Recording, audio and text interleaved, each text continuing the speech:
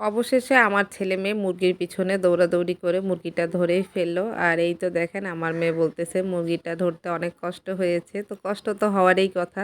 আর এদিকে আমি রান্নাবান্না করতেছি। সবাই মিলে একসাথে রান্না করে খাবারের মজাই তো আলাদা। হ্যালো এভরিওয়ান, আসসালামু আলাইকুম। আপনারা সবাই কেমন আছেন? আশা করছি আপনারা সকলেই ভালো আছেন।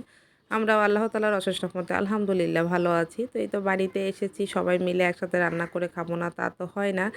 আর এই তো দেখেন এদিকে অনেকগুলো গরুর মাংস নিয়েছি। এখানে আদা, রসুন পরিমাণ মতো সব মসলা সবকিছু দিয়ে এখানে হাতে মাখিয়ে নিচ্ছি। আমি আর আমার ননদ দুজনে মিলেই রান্না করতেছি। বাড়িতে গেলে এই জিনিসটা অনেক বেশি ভালো লাগে। সবাই মিলে একসঙ্গে হলে অনেক বড় পাতিলে ভাত রান্না করা হয়, অনেকগুলো তরকারি রান্না করা হয় অনেক বড় পাতিলে। আর সবাই মিলে বসে যখন একসঙ্গে খাই আসলে অনেক বেশি ভালো লাগে। আর অনেকদিন পর গ্রামের বাড়িতে গেলে দাওয়াতের কোনো শেষ থাকে না। সব দিক থেকে সবাই ডাকাডাকি শুরু করে দেয়। আসলে কোন দিকে যাব, কোন দিকে থাকবো ভেবে চিন্তাই পাই না। যে কয়েকদিনের জন্য বাড়িতে যাই, দেখা যায় দাওয়াত খেতে খেতে সময় শেষ হয়ে যায়। তো তারপরও বাড়িতে একটু আয়োজন করা হয় সবাই মিলে একসঙ্গে খাওয়ার।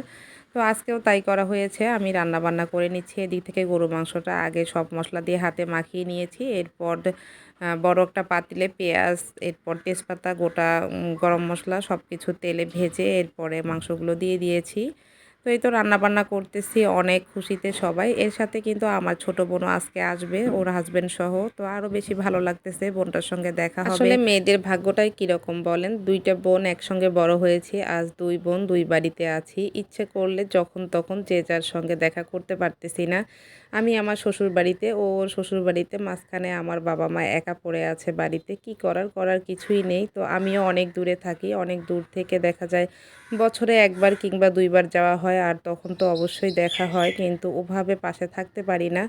আর আমার বোনটা আমার জন্য অনেক কিছু করেছে জীবনে। জানি না ওর জন্য আমি কিছু করতে পারি কিনা। তবে আমার বোনের জন্য আমার মন থেকে অনেক দোয়া এবং ভালোবাসা আছে, যেটা কাউকে বলে প্রকাশ করতে পারবো না। আসলে কি বলবো, ভাই বোনের ভালোবাসা বন্ধন এটা তো বলে কখনো বোঝানো যায় না। তার মধ্যে কিছু কৃতজ্ঞতা তো স্বীকার করতেই হয়। কথা বলতে বলতে অনেকগুলো কথাই বলে ফেললাম। আর এদিক থেকে এই তো আমার রান্নাবান্না শেষ হয়েছে। তো সবাই মিলে একসঙ্গে বসে খাচ্ছি। তো আজ এ পর্যন্ত, সবাই ভালো থাকবেন।